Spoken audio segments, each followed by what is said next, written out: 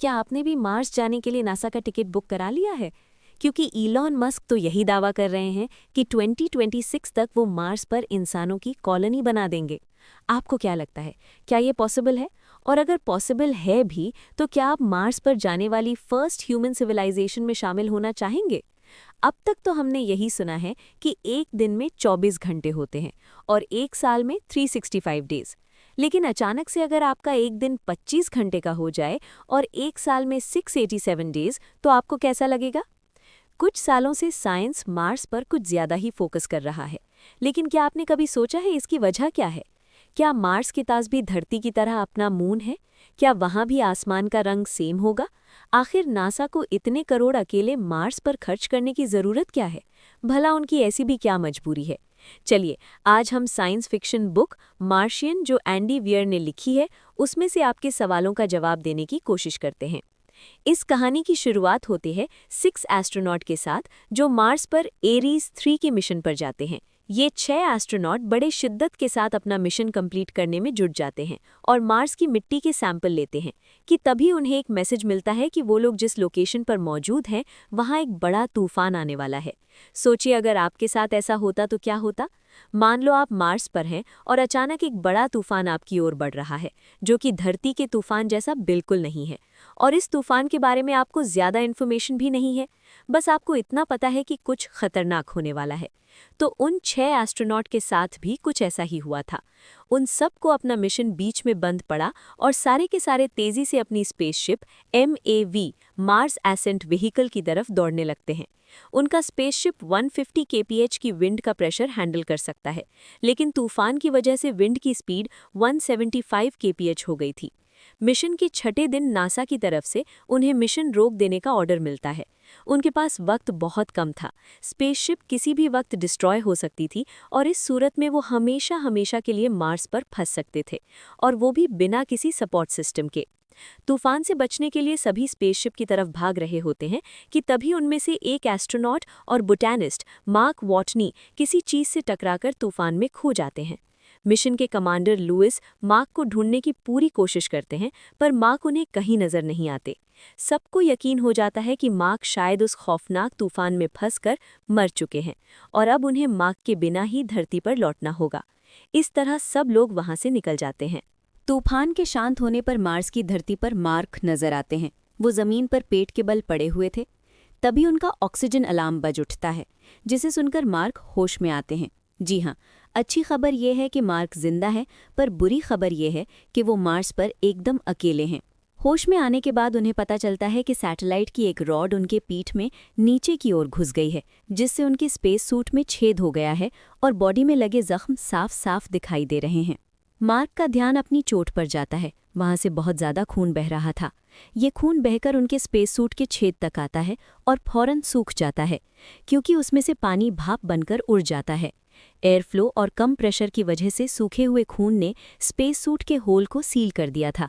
ये देखते ही मार्क तुरंत अपने कैंप की तरफ चले जाते हैं। वो जल्द से जल्द इस चोट को ठीक करना चाहते थे।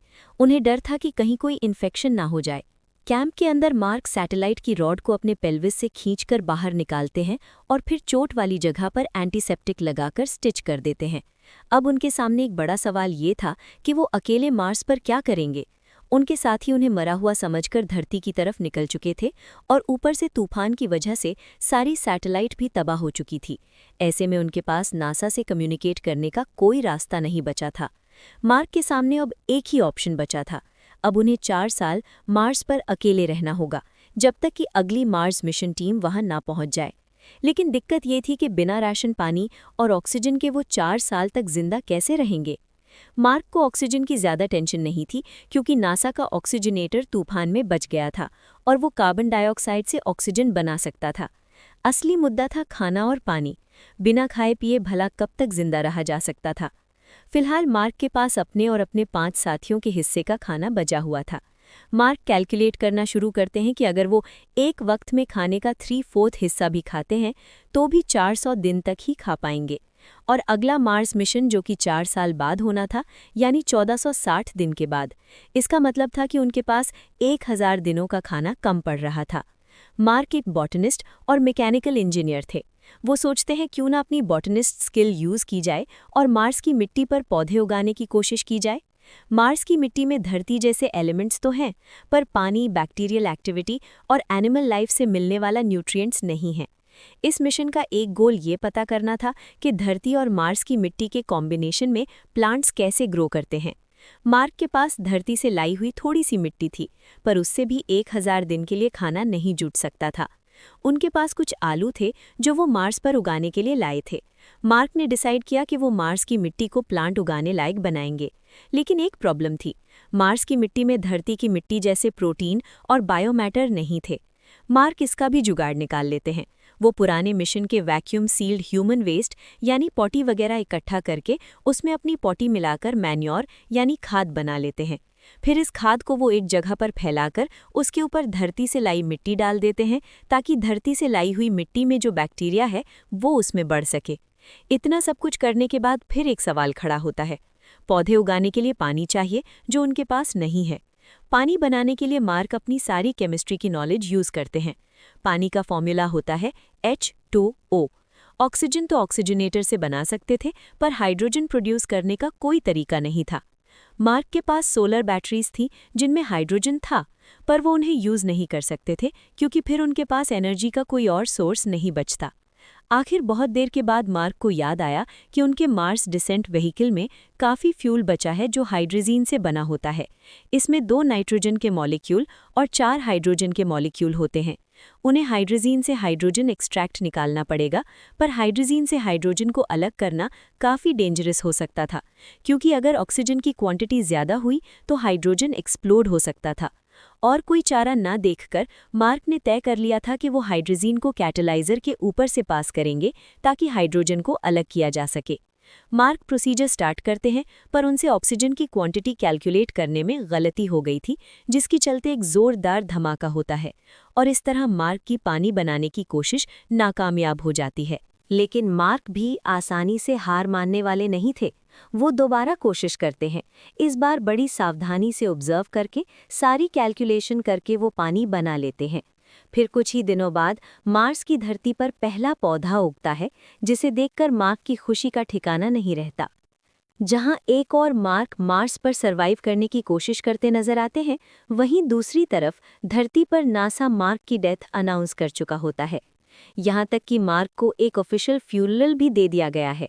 लेकिन अगले ही दिन उनके ऑपरेटर सैटेलाइट इमेज से पता चलता है कि उनकी इक्विपमेंट मार्स के सरफेस पर एक जगह से दूसरी जगह पहुंच चुके हैं।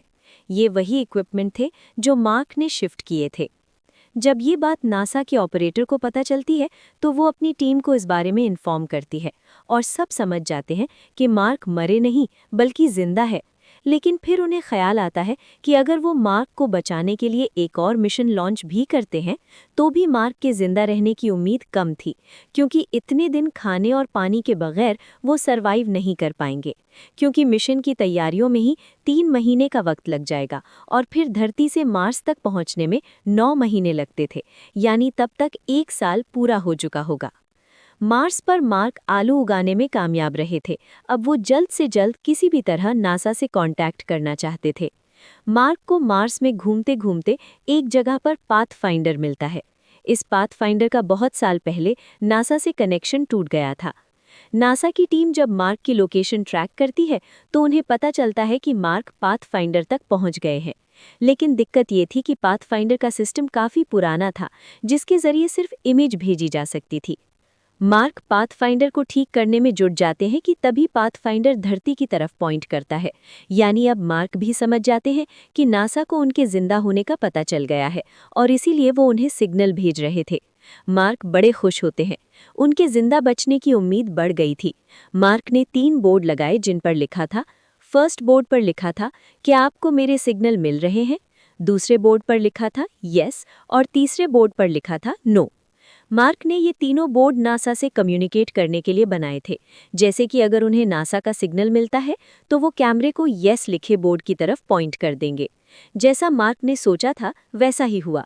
जी हाँ, नासा मार्क के सिग्नल रिसीव कर रहा था और मार्क को उम्मीद बंधने लगी थी कि वो अब बच जाएंगे।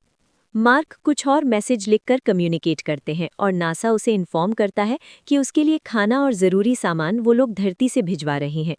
मार्क को ये भी पता चलता है कि नासा ने अभी तक बाकी के उन 5 एस्ट्रोनॉट को ये नहीं बताया था कि मार्क जिंदा है, क्योंकि वो अभी स्पेस में ही थे, यानी वो मार्स से अभी धरती पर वापस नहीं पहुंचे थे।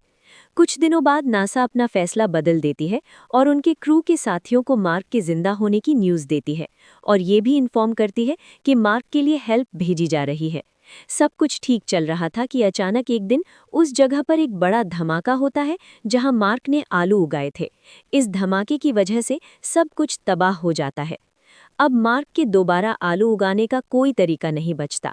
जब ये बात नासा को पता चलती है तो वो लोग मार्क को मैसेज देते हैं कि उसे अपनी डाइट और भी कम करनी होगी ताकि हेल्प पहुंचने तक वो किसी तरह जिंदा रह सके। नासा जल्द से जल्द लॉन्च की तैयारियों में जुट जाती है और मार्क के लिए खाना और ज़रूरी सामान स्पेसशिप में रखवा देती है। टाइम कम होने की वजह से वो लोग टेस्टिंग फेज छोड़ देते हैं, जिसकी वजह से स्पेसशिप लॉन्च होने के कुछ ही देर बाद ब्लास्ट हो जाती है। मार्क को जब ये खबर मिलती है तो वो बुरी तरह निराश हो जाते हैं। वो अपने पेरेंट्स और अपने कमांडर लुइस के लिए मैसेज भेजते हैं और अपनी एक फ्रेंड को भी मैसेज भेजते हैं जिसमें वो लिखते हैं, मेरे माता पिता का ध्यान रखना और उनकी खोज खबर लेते रहना। अगर मैं मर गया तो उन्हें बताना कि हमने मार्स पर कैसे वक्त गुजारा था। मैं जानता हूं कि किसी माता पिता को उनके बेटे की मौत की खबर देना दुनिया का सबसे मुश्किल काम है, पर मैं ये काम तुम पर छोड़ रहा हूं। मैं मरते दम तक हार नहीं मानूंगा। अंजाम जो भी हो, मैं तैयार हूं। दूसरा मैसेज उन्होंने अपने कमांडर लुइस को भेजा था जिसमें लिखा था, मैंने आपके साथ 2 साल ट्रेनिंग की है और आपको काफ़ी अच्छे से जानता हूँ, इसीलिए मुझे पता है कि इस हादसे के लिए आप खुद को दोष दे रहे होंगे, लेकिन मैं आपको बता दूं कि इसमें आपका कोई कसूर नहीं था। हालात बेहद मुश्किल थे, पर इतना सब कुछ होते हुए भी आपने अपने कमांडर होने का फ़र्ज़ निभाया और सही फैसला लिया। एक क्रू मेंबर की जान बचाने के लिए सबकी जान खतरे में नहीं डाली जा सकती थी। नासा की उम्मीद टूट चुकी थी, पर मार्क को वापस लाने के लिए चाइना ने उनकी हेल्प करने का फैसला लिया। चाइना ने एक सीक्रेट बूस्टर रॉकेट बनाया और नासा को ऑफर किया। इसी दौरान चाइना के एस्ट्रोडायनामिसिस्ट रिच पर्नेल ने एक अलग प्लान बनाया। उन्होंने सजेस्ट किया कि सीक्रेट बूस्टर वाला रॉकेट एरीज 3 की स्पेसशिप को रीसप्लाई करने में यूज़ करेंगे, जो कि उस वक्त मार्स से धरती की तरफ लौट रही थी। इसके बाद एरीज 3 की स्पेसशिप को धरती की ग्रेविटी से स्लिंग शॉट करके वापस सप्लाई लेकर मार्स पर रेस्क्यू मिशन पर जाएंगे। इस प्लान को सक्सेसफुल बनाने के लिए मार्क को मार्स की ऑर्बिट से बाहर आना पड़ेगा ताकि क्रू के मेंबर्स उन तक पहुंच सकें। दरअसल स्पेसशिप को मार्स पर लैंड करना पॉसिबल नहीं था, इसलिए मार्क को किसी भी तरह मार्स की ऑर्बिट के बाहर आना ही पड़ेगा। इसके लिए मार्क को एरीज 4 के व्हीकल, जिसका नाम मार्स एसेंट व्हीकल था, उसे यूज करके ऑर्बिट से बाहर आना था। ये सब इतना आसान नहीं था, पर मार्क के सामने यही एक रास्ता था जिंदा वापस आने का। लेकिन नासा की टीम ने ये कहते हुए प्लान को मना कर दिया कि इसमें 5 और एस्ट्रोनॉट की जान खतरे में पड़ जाएगी और इतना बड़ा रिस्क लेने को नासा तैयार नहीं था। पर इसके बावजूद नासा की एक ऑफिसर छुपकर एरीज 3 तक इस प्लान का मैसेज भेज देती हैं। क्रू मेंबर्स को जैसे ही ये पता चलता है तो वो बिना नासा की परमिशन लिए अपने स्पेसशिप का पाथ बदल देते हैं ताकि मार्क को बचाया जा सके। फाइनली नासा को भी उनके इस डिसीजन को पब्लिकली सपोर्ट करना पड़ता है। इसके बाद चाइना की हेल्प से स्पेसशिप रीसप्लाई के साथ एक बार फिर मार्स के सफ़र पर निकल पड़ता है। मार्क को ये जानकर बेहद खुशी होती है कि उसके क्रू मेंबर उसे बचाने आ रहे हैं। मार्क मार्स के ऑर्बिट से बाहर निकलने की तैयारी करने लगते हैं। उन्हें जैसी ही स्पेसशिप से सिग्नल मिलता है वो मार्स से निकल जाते हैं, लेकिन प्रेशर इतना ज़्यादा होता है कि मार्क इस दौरान बेहोश हो जाते हैं और स्पेसशिप के साथ उनका कम्युनिकेशन टूट जाता है। पर कुछ ही देर में उन्हें जब होश आता है तो वो फिर से कम्युनिकेट करने की कोशिश करते हैं। मार्क तक पहुंचने के लिए क्रू मेंबर्स को काफ़ी मुश्किलें आ रही थी, क्योंकि मार्क के व्हीकल और स्पेसशिप दोनों ही बड़ी तेज़ स्पीड में थे। क्रू मेंबर्स डिसाइड करते हैं कि वो स्पेसशिप का एक हिस्सा ब्लास्ट कर देंगे जिससे कि स्पीड कम हो जाए। मार्क कमांडर को मैसेज के जरिए प्लान शेयर करते हैं कि वो एयर प्रेशर कम करने के लिए अपनी स्पेस सूट में छेद कर देंगे जिससे कि वो स्पेसशिप के करीब आ सके। लेकिन कमांडर उन्हें ये कहते हुए मना कर देते हैं कि ये काफ़ी रिस्की हो सकता है। स्पेसशिप की स्पीड धीरे धीरे कम होती है। अब कमांडर लुइस स्पेसशिप से बाहर निकलकर फ्लाइंग चेयर पर बाहर निकल जाते हैं, जो कि रस्सी के साथ स्पेसशिप से बंधी थी। कमांडर लुइस को मार्क दिख जाते हैं, पर उन तक पहुंचने के लिए रस्सी छोटी पड़ रही थी। फाइनली मार्क अपने स्पेस सूट में होल करते हैं और व्हीकल को छोड़ देते हैं। स्पेस सूट के हवा के प्रेशर से वो स्पेसशिप की तरफ बढ़ने लगते हैं और धीरे धीरे कमांडर के पास पहुंच जाते हैं। कमांडर उन्हें अपना हाथ देते हैं। मार्क उसका हाथ पकड़ लेते हैं, पर पकड़ ढीली पड़ जाती है तो उनका हाथ छूट जाता है। पर खुशकिस्मती से मार्क के हाथ में फ्लाइंग चेयर की रस्सी आ जाती है और वो सही सलामत स्पेसशिप के अंदर चले जाते हैं। आखिरकार मार्क अपने क्रू मेंबर्स के साथ धरती पर वापस लौटने में कामयाब रहते हैं और बाद में नासा के इंस्ट्रक्टर बन जाते हैं। उनका काम था एस्ट्रोनॉट को ट्रेनिंग देना। इसके साथ ही ये कहानी यहाँ पर ख़त्म होती है। हमें उम्मीद है कि ये साइंस फिक्शन स्टोरी आपको अच्छी लगी होगी और आपने इसे एंजॉय किया होगा।